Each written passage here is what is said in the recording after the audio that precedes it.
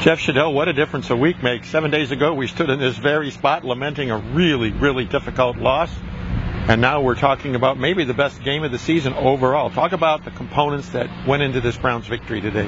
Well, I think it had to be their best game of the year. And let's face it, they didn't beat a really good team. But 49ers were 4-8 coming in. They beat the Bears last week in Chicago. And I think the way the Browns got this game going, they finally enforced that running game that we've been wanting to see all year.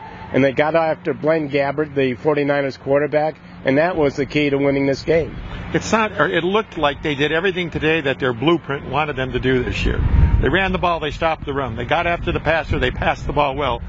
The quarterback managed the game, and they took care of business in the second half. Is that just about the way it unfolded? Well, yeah, and you mentioned the run defense. They didn't have to defend the run because the 49ers were behind, and they were in the boat the Browns have been in most of the season, playing from behind, having to throw the ball, and that led to the Browns sacking Gabbert 8 or 9 times. Johnny Manziel probably played his best all-around game as a professional today. He managed it well. He made one, he admitted, boneheaded mistake, and he made his Surface computer pay for it on the sideline after. What did you see out there from Johnny today? Well, he was poised, and he was directing traffic. The secondary of this team, of the 49ers, isn't that great either.